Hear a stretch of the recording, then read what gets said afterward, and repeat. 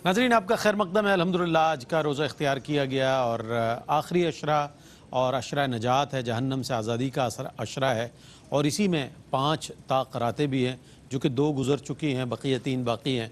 तो इस एतबार से बहुत ज़्यादा हमें क़द्र इसकी करनी चाहिए और लैलतुल क़द्र भी मख्फ़ी है इन्हीं ताक़रातों में, तो बहुत ज़्यादा कदर करने की ज़रूरत है। आज हमारा मौजू था हमसाये के हुकूक़, इस हवाले से बात हुई और इस सेगमेंट में आपके सवालात शामिल करते हैं और क़िबला मुफ्ती मोहम्मद आमिर साहब जो हैं आपके सवालात के जवाबात इनायत फरमाते हैं। बहुत उम्दा अंदाज़ में हमारी रहनुमाई भी फरमाते हैं और कॉलर्स के सवालात के जवाबात भी इनायत फरमाते हैं। अस्सलाम वालेकुम वरहमतुल्लाहि वबरकातुहू। तो आपकी इजाज़त से कॉलर को शामिल कर लेते हैं, काफ़ी देर से वेट कर रहे हैं। अस्सलाम वालेकुम। अस्सलाम वालेकुम जी। मुझे आपसे सवाल करना था कि बहुत से लोग सल्ली अल्लाह बोलते हैं, बहुत से लोग सल्ली अल्लाह बोलते हैं, तो एग्जैक्ट जो तलफ़्फ़ुज़ है वो बताइएगा। और दूसरा सवाल है, सलात तस्बीह से पिछले सारे गुनाह माफ हो जाते हैं, अगली तर्जुमा होते हैं, ये ऐसा सच है कि नहीं है? किससे था कि इतनी भी नमाजें, चार इखलास, हाजात, इस्तिस्क़ा और अवाबी ये नफिल है, सुन्नत तो नहीं है। और आखिरी सवाल मेरे आयतुल कुर्सी में सीना तो नहीं है और समावातु वल अर्ज़ है ना, अर्ज़ तो नहीं है। अच्छा, मैं कंट्रोल रूम से भी गुजारिश करूंगा कि हमें आवाज़ सही तौर पर नहीं आ रही। आप भी अपने टेलीविज़न सेट की आवाज़ बंद कर दिया करें। सिग्नल का भी कोई प्रॉब्लम हो सकता है, लेकिन कोशिश किया करें कि आपका सवाल जब तक नहीं पहुंचेगा तो जी मुफ्ती साहब जो आप तक पहुँचे हैं सवाल उनके जवाब देना था। ये मेरी बहन ने एक सवाल किया कि हम कहते हैं रज़ी अल्लाह अन्हु, रज़ी अल्लाह अन्हु, तो सही तलफ़्फ़ुज़ क्या है? तो सही तलफ़्फ़ुज़ तो यही है, दुआत लफ्ज़ होता है ना, तो रज़ी अल्लाह अन्हु ये सही तलफ़्फ़ुज़ है। ठीक है। अच्छा, दूसरा सवाल जो है वो थोड़ा सा क्लियर तो नहीं था, मगर गालिबन यही था कि क्या रमज़ान में जो हम आखिरी जुम्मे में नफिल पढ़ते हैं उससे सारे गुनाह माफ़ हो जाते हैं? तो इस टाइप का कोई सवाल था। देखें, अल्लाह ताला की बख्शिश और मग़फ़िरत का तो कोई मतलब हम तज़किरा ही नहीं कर सकते हैं कि अल्लाह ताला कब किसके गुनाह माफ़ कर दे। इन्नहु हुवल गफ़ूरुर रहीम। बाकी रहा ये कि 2 रकत नफिल पढ़ना और ये समझना कि अब मेरे ऊपर कोई कज़ा नमाज ना रही, कोई कज़ा रोज़े ना रहे तो वो बाकी रहेंगे। माफ़ी मिलना और चीज़ है, वाजिबुल अदा होना नमाज़ों का जो आपकी उम्र ज़िंदगी में रह गई थी वो एज़ इट इज़ बरकरार रहेंगी। ठीक। बाकी जो भी मग़फ़िरत, जिस वजह से भी मग़फ़िरत मिलती है, तो मग़फ़िरत मिलने का मतलब ये होता है कि आपके साबका सारे गुनाह माफ़ हो गए। ठीक। हमारे साथ एक और कॉलर है। अस्सलाम वालेकुम वरहमतुल्लाहि वबरकातुहू। वालेकुम अस्सलाम जनाब, क्या हाल चाल है? अल्लाह का शुक्र। अच्छा, कल मुफ्ती साहब से एक सवाल हुआ था कि बैंक से लोन लेके घर और प्लॉट ली है, जी तो अगर वो, तो मुफ्ती साहब ने फरमाया था कि वो सूद है, लेकिन अगर वो इस्लामी बैंक से ली है तो उस पर क्या होगा? और मेरा दूसरा सवाल जो है वो ज़कात के हवाले से है। जी। तो मैं जानना ये चाह रहा हूँ कि मेरे पास मेरी मलकियत में 6.5 तोले सोना है और मेरी अहलिया के मलकियत में 10 तोले सोना है। ठीक है। लेकिन 10 तोले के सोने की ज़कात मैं देता हूँ उनकी इजाज़त से, तो क्या जो मेरे पास 6-6.5 तोले सोना है उस पर ज़कात होगी? एक बात। और दूसरी, अगर ज़कात होगी तो क्या वो यकमुश्त निकालनी है, क्या वो अकाउंट में पड़ी रहे और हम उसमें से साल में निकालते रहें, कि अकाउंट में पड़ी रहे, बैंक में ही पड़ी रहे, घर पे ना पड़ी रहे, चोरी होने का खतरा है, मिसप्लेस होने का, तो हम कहते हैं बैंक में पड़ी रहे, यानी 10,000 ज़कात है, 50,000 ज़कात है, हम हर महीने के हिसाब से या किस तरह लोगों को जरूरत होगी तो उसमें से देते जाएं। ठीक है कि क्या मेरे पे ज़कात होगी? क्योंकि ये मौलवी साहब, मुफ्ती साहब मुझसे क्रॉस क्वेश्चन करेंगे तो मैं इसलिए होल्ड पे हूँ। जी नहीं, मेरा कोई क्रॉस क्वेश्चन नहीं है, आपके सवाल का मैं तफसीली जवाब देता हूँ। जी। ये जो भाई ने कहा कि बैंक के हवाले से, तो इस्लामिक बैंक के हवाले से तो उलमा कराम के बाकायदा एडवाइज़र मौजूद होते हैं, फतवे मौजूद हैं, तो वहाँ पर थोड़ा सा फॉर्मेट चेंज होता है, इसलिए जायज़ है। ठीक है। वहाँ पे तरीका ये होता है कि वो आपको पैसे नहीं देते हैं, इस्लामिक बैंक वाले जो चीज़ आपको चाहिए होती है वो ख़रीदते हैं और आपको किस्तों पर बेचते हैं। बिल्कुल चेंज हो जाता है, वो आपसे पैसे ले ही नहीं रहे, पैसे आपको दे ही नहीं रहे, बल्कि आपको सामान बेचते हैं और उसकी कीमत लेते हैं। बिल्कुल। वो बेशक थोड़ा महंगी बेचते हैं, लेकिन ये तरीका फिर भी दुरुस्त है। کنونشنل بینکنگ میں آپ یہ پرپس تو بتاتے ہو مجھے لون چاہیے گاڑی کے لیے، ہاؤس فائننس کے لیے، لیکن خریدتے آپ خود ہیں، وہ آپ کو پیسے دیتے ہیں اور اضافی پیسے لیتے ہیں. بالکل تو یہ بنیادی فرق ہے، اس لیے اسلامک بینکنگ میں درست ہے. درست ہے. ٹھیک. بھائی نے یہ کہا کہ میری ملکیت میں 6.5 تولہ سونا ہے، تو کیا اس پہ زکوٰۃ ہوگی؟ 7.5 تولہ سونا پہ زکوٰۃ ہوگی، 6.5 تولہ پہ 6.5 تولہ پہ نہیں ہوگی. دوسرا انہوں نے یہ کہا کہ میری وائف کے پاس ان کی ملکیت میں 10 تولہ ہے، تو ظاہر سی بات ہے اس پہ زکوٰۃ ہوگی. اور زکوٰۃ جو بھی فائنینشیل جو مینیجر ہوتا ہے، گھر کا جو سربراہ ہوتا ہے، وہ شوہر ہوتا ہے، تو وہ دے، بیوی کی اجازت سے اگر دینا چاہے تو دے سکتا ہے، اس میں کوئی حرج نہیں. اچھا، یک مشت کے لیے بھی کہا انہوں نے. ایک سوال انہوں نے اضافی طور پہ یہ کہا کہ جو بھی واجبات ہیں، ڈیوز ہیں ہم پر زکوٰۃ کی مد میں، تو یک مشت دینا ضروری ہے یا ہم تھوڑا تھوڑا ماہانہ کر کے دے دیں؟ یک مشت دینا ضروری نہیں ہے. ٹھیک ہے. ماہانہ دینے میں آپ کو لگتا ہے کہ غریب کا فائدہ ہو رہا ہے کہ ہم اس کو جو ہے وہ بقدر ضرورت دیتے رہیں، تو اس میں کوئی حرج نہیں ہے. لیکن ظاہر سی بات ہے ایک چیز آپ کے اوپر ڈیو ہو گئی ہے، تو افضل تو یہی ہے کہ مومن جو ہے نا وہ اپنے واجبات لکھ لیتا ہے کہ مجھ پر یہ فرض ہیں، یہ ذمہ داریاں، لائبلٹیز ہیں. بلکہ وصیت نامہ بھی مومن جو ہے وہ سونے سے پہلے اپنے پاس لکھ کے سوتا ہے، رکھ کے سوتا ہے کہ کل کلا کو خدا نہ خواستہ اگر میری آنکھ نہ کھلی تو کم سے کم میری وصیت، میری جو ہدایت ہے اس پہ عمل ہو جائے. یہ میں اس لیے کہہ رہا ہوں کہ آپ کے پاس آج زکوٰۃ ڈیو ہوئی ہے، آپ سال بھر میں اس کو ادا کریں گے، اس کی اجازت ہے، مگر سال بھر انسان کے پاس وقت کتنا ہے یہ نہیں پتہ، تو لکھ لینا افضل ہوتا ہے. باقی دینے میں کوئی حرج نہیں ہے، آپ تھوڑی تھوڑی کر کے دیں گے تو گناہگار نہیں ہوں گے، وہ بھی ادا کرنا کہلائے گی. ٹھیک ہے، ادا ہو جائے گی. ایک اور کالر ہمارے ساتھ. السلام علیکم ورحمۃ اللہ وبرکاتہ. وعلیکم السلام رحمۃ اللہ وبرکاتہ. میرا سوال ہے کہ جو اپنے تراویح پڑھتے ہیں نا، تو نفل کی نیت کرنی ہوگی، مطلب نفل نماز کی نیت کرنی ہوگی. جواب نہیں سنا تھا. اچھا. دوسرا میرا سوال ہے کہ جو اگر اللہ نہ کرے میری طبیعت خراب ہو، جیسے آج میں تراویح نہ پڑھ سکی، تو یہ تراویح میں کل پڑھ سکتی ہوں؟ ٹھیک ہے. ٹھیک ہے، بہت شکریہ. ویسے یہ سوال پہلا والا آپ کا کل مفتی صاحب جواب دے چکے ہیں، لیکن آج اس کا اعادہ کر دیتے ہیں. جی مفتی صاحب. جی ہاں، تراویح پڑھتے ہوئے جو ہے نا سنت کی نیت کی جائے گی. ٹھیک ہے. سنت کی نیت کی جائے گی، اور اگر کسی نے نفل کی نیت کر لی پھر بھی ہو جائے گی. ٹھیک ہے سنت تراویح پڑھنا جو ہے نا، ٹھیک ہے، تو نیت سنت کی جائے گی. سوال یہ کیا کہ آج اگر تراویح طبیعت ٹھیک نہ ہونے کی وجہ سے نہ پڑھی تو کل پڑھ سکتی ہوں کہ نہیں؟ تراویح جو ہے وہ چونکہ فرض یا واجب نہیں ہے، اور جو چیز فرض اور واجب نہ ہو اس کی پھر قضا نہیں ہوتی ہے. قضا نہیں ہوتی ہے. شوق سے 20 رکعتیں اضافی پڑھنا چاہے دوسرے دن تو اس میں کوئی حرج نہیں ہے، اللہ تعالیٰ ثواب دے گا. بالکل. ٹھیک ہے نا. آپ کے اوپر ڈیو نہیں تھی کہ آپ لازمی طور پہ دوسرے دن اس کو قضا کریں، واجب الادا نہیں تھی. ٹھیک ہے. ٹھیک ہے. تو اللہ تعالیٰ سے امید ہے کہ طبیعت ٹھیک نہیں تھی، معاف فرمائے گا، کوئی انشاءاللہ. کالر ہے مفتی صاحب. السلام علیکم. السلام علیکم. 1000 دفعہ کلمہ پڑھنا ہے. السلام علیکم. وعلیکم السلام. جی سوال بتائیے. جی میرا سوال یہ ہے کہ 1000 کلمہ پڑھنا ہے. اچھا تو جب 1000 دفعہ پڑھا، گلے کے اس پہ گرا، گا کے اس پہ پھونک مار لی. ایسے 1.25 کرنا ہے کر کے کہ جب فوت ہوئے تو کفن پہ باندھ اسے سلائی کر لینا ہے. کیا یہ ایسے کرنا چاہیے یا نہیں؟ ٹھیک ہے. ٹھیک ہے. اور کوئی سوال آپ کا؟ نہیں بس ٹھیک ہے، بہت شکریہ. جی مصعب. یہ بہن کہہ رہی ہیں کہ کفن پر جو ہے وہ 1.25 مرتبہ کلمہ پڑھ لیں ہم پہلے سے، اور طریقہ یہ ہو کہ 1000 بار پڑھیں اور پھر پھونک ماریں، پھر پڑھیں پھر پھونک ماریں، اور غالباً جو ہے وہ اس کے بعد اس کو سلائی کر لیں، مطلب کسی کپڑے پر یا کسی چیز پہ لکھا ہوا ہو یا کوئی چیز ہو جس پہ پھونک ماری ہو، اس کو سلائی کر لیں، سی دیں. تو یہ جس طریقے سے باقاعدہ فزیکلی اپنے پڑھے ہوئے کلمے کا ثواب پہنچانا چاہ رہی ہیں، اللہ تعالیٰ کو اتنے تکلف کی ضرورت نہیں ہے. کیا بات، کیا بات. آپ ادھر پڑھ رہی ہیں جس نیت سے، اس نیت سے وہ جمع ہو جائے گا. بس اللہ کے یہاں کیلکولیشن پوری ہوئی ہوئی ہے. کیا بات ہے. تو اللہ تعالیٰ سے امید کریں اتنے تکلفات کی ضرورت نہیں ہے، نہ ہی اس طرح کوئی کرتا ہے، اس طرح کوئی کرتا بھی نہیں ہے. بہرحال کیا تو بھی امید ہے کہ اللہ تعالیٰ اس کا ثواب آپ کو دے گا، انشاءاللہ دے گا. اللہ تعالیٰ تو ہمارے گمانوں کو اور نیتوں کو جانتا ہے.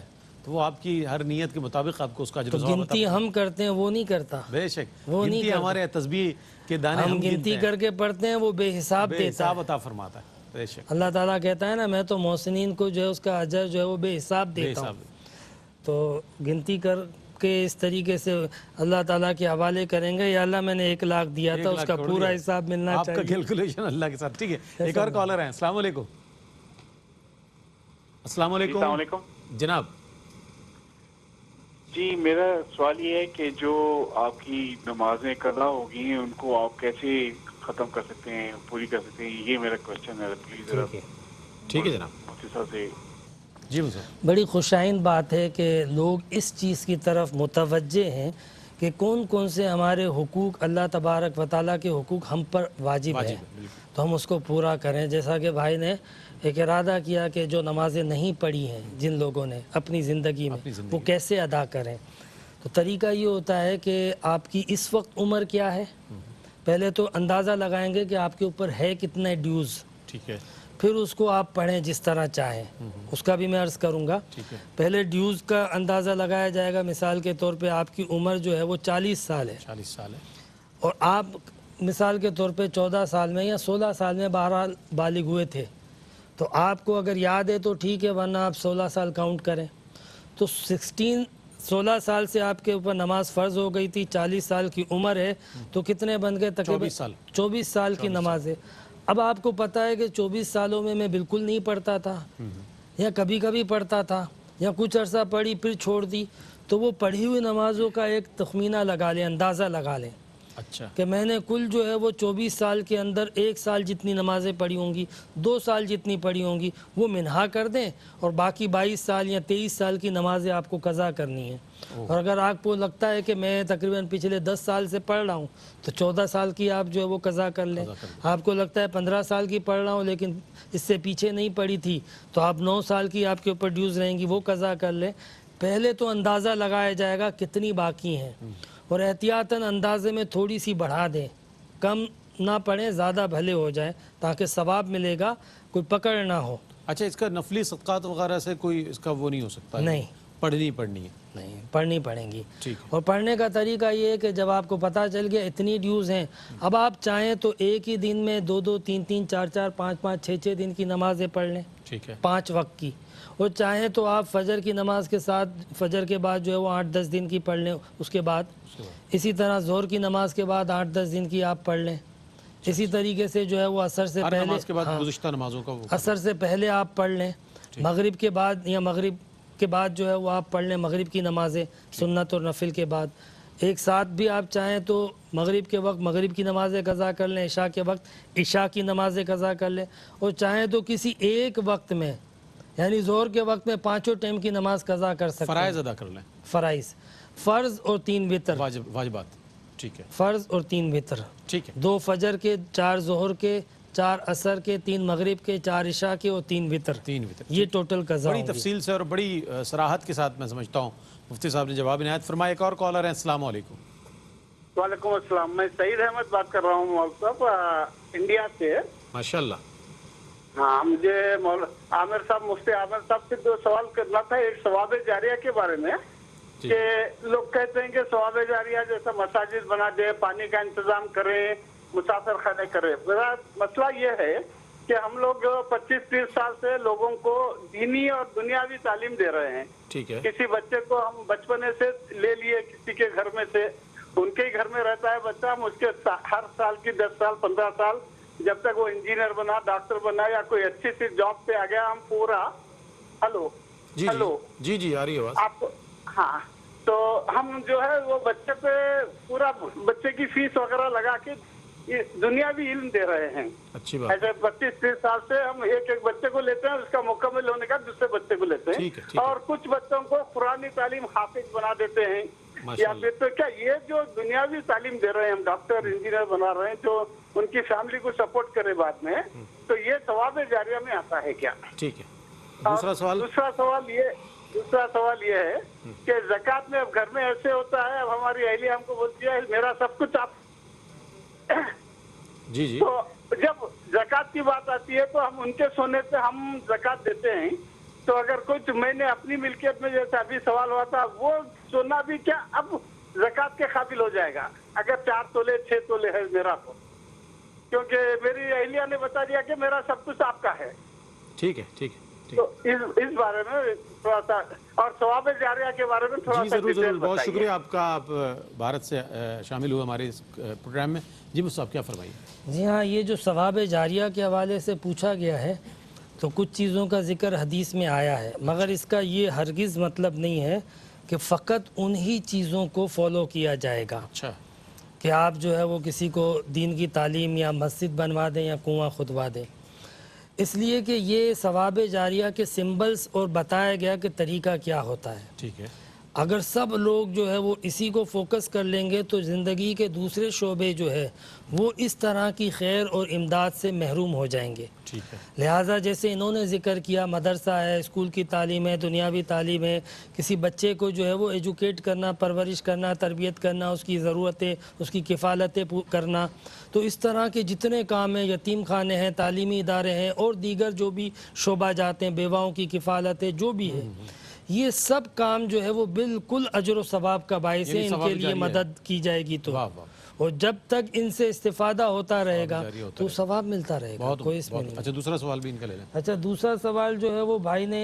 जो पूछा ना, वो तकरीबन पहले सवाल से मिलता जुलता था, इसीलिए उनके जहन में ये बात आई, लेकिन थोड़ा सा फ़र्क ये था कि अगर इनकी वाइफ ने अपना सोना इनकी मिल्क कर दिया है कि हमारा तुम्हारा क्या है, बस एक ही मेरा है, सब कुछ तुम्हारा है, तो फिर टोटल पे ज़कात दी जाएगी, टोटल पे ज़कात। टोटल सोने पे ज़कात दी ठीक है, जाएगी। एक और कॉलर है हमारे साथ। अस्सलाम वालेकुम वरहमतुल्लाहि वबरकातुहू।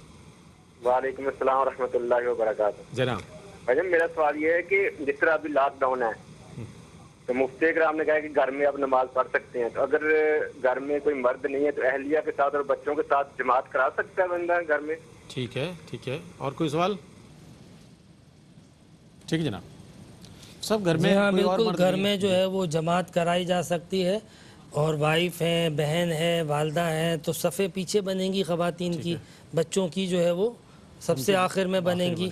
तो ये जो तरतीब है, ये तरतीब मस्जिद में भी हो सकती है और घर में भी हो सकती है, मतलब घर की ख़वातीन जमात में शामिल हो सकती हैं। दूसरी बात ये है कि एक सवाल कल किसी ने पूछा था, तो उसका दूसरा पहलू मुझे जहन में आया था, वो ये था कि हम अगर घर में नमाज़ पढ़ते हैं बग़ैर जमात के, तो फ़र्ज़ पहले पढ़ लें, सुन्नतें बाद में पढ़ लें, इसमें कोई हर्ज तो नहीं है, तो इसमें कोई हर्ज नहीं है, लेकिन फ़जर के अलावा फ़जर की नमाज की सुन्नतें जो है वो बाद में नहीं पढ़ सकते हैं, फ़जर की नमाज की सुन्नतें पहले ही पढ़ी जाएंगी।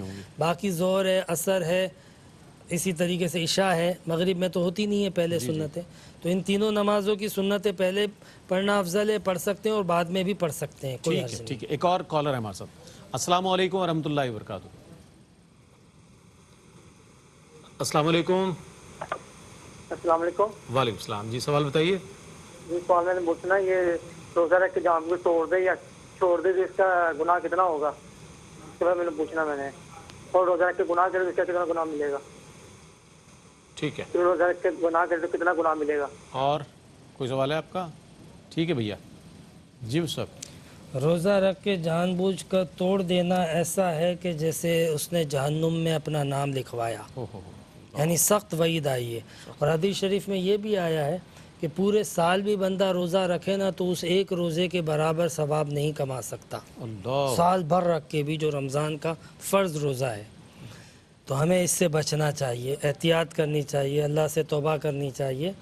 और अगर कोई ऐसा करे, किसी से ऐसा हो जाए, तो उसके लिए 60 रोज़े जो है वो फिर कफ़ारा रखा गया है।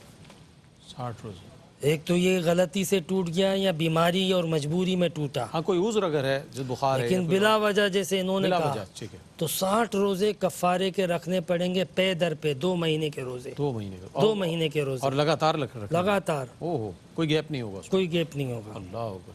अच्छा, अगर उज़्र हो, कोई बीमारी हो और कोई मामला हो, फिर तो उसकी कफ़ारा क़ज़ा नहीं होगी? है, सिर्फ कज़ा है, सिर्फ कज़ा है, सिर्फ एक रोज़ा कज़ा करेंगे, उज़्र की वजह से जितने रोज़े छोड़े उतने रोज़े कज़ा करेंगे, कज़ा की जाएंगे। ठीक है, एक और कॉलर है हमारे साथ। अस्सलाम वालेकुम वरहमतुल्लाहि वबरकातुहू। जनाब अस्सलाम वालेकुम। वालेकुम अस्सलाम। जी फरमाइए।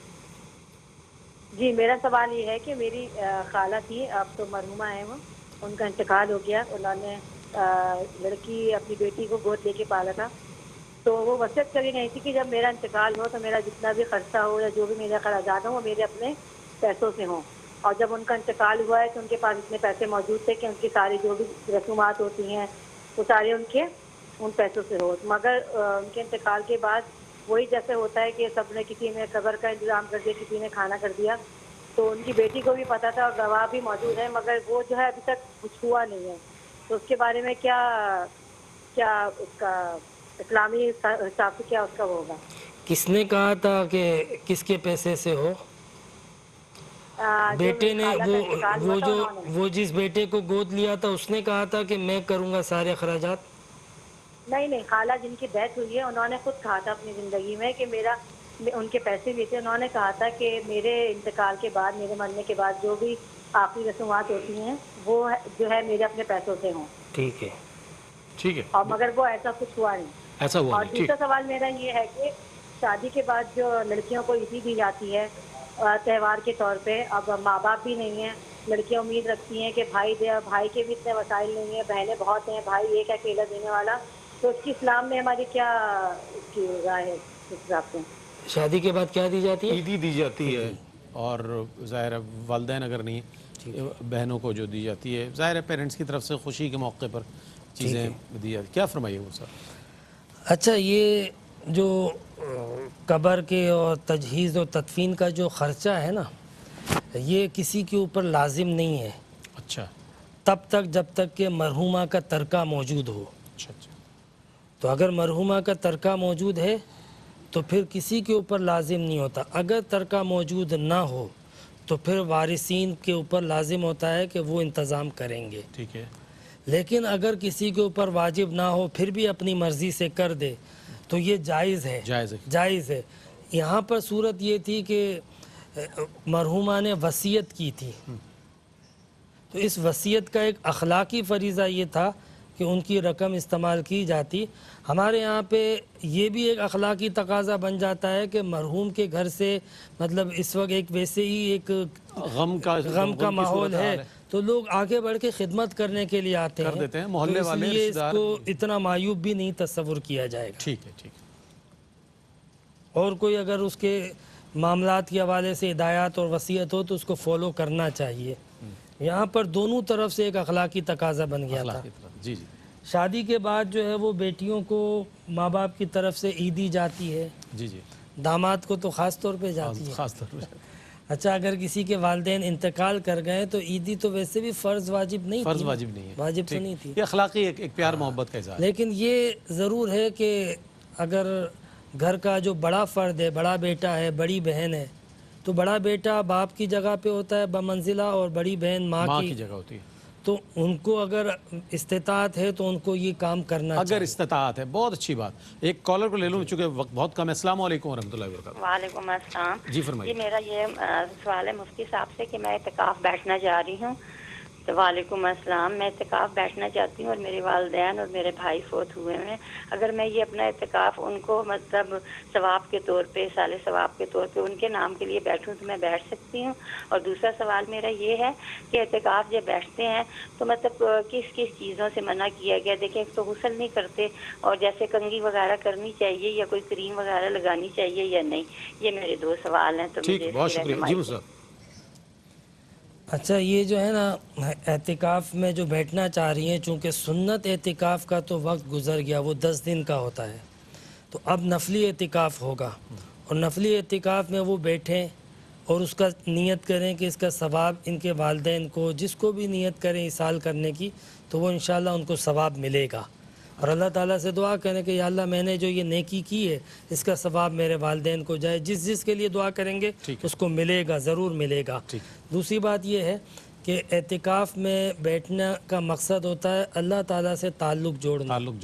तो ये बुनियादी चीज़ है नफली एतिकाफ़ में, बाकी कोई शराइत नहीं है। ठीक है सब, बहुत शुक्रिया आपकी आमद का। बहुत मुख्तसर वक्त में बहुत ज़्यादा माशाल्लाह सवालात के जवाबात इनायत फरमाते हैं। क़िबला मुफ्ती मोहम्मद आमिर साहब हमारे साथ मौजूद हुआ करते हैं और बहुत मुख्तसर जामे अंदाज में आप तक जवाबात पहुँचते हैं। मैंने इब्तिदा में भी कहा हमारे अमीन भाई جاپان بیٹری والے، ان کا انتقال ہوا، بڑا قربت و بہت پیار والے آدمی، بڑی محبت والے آدمی رخصت ہوئے. اللہ تعالیٰ ان کے درجات کو بلند فرمائے، ان کے درجات کی بلندی کے لیے، مغفرت کے لیے دعا کیجیے گا.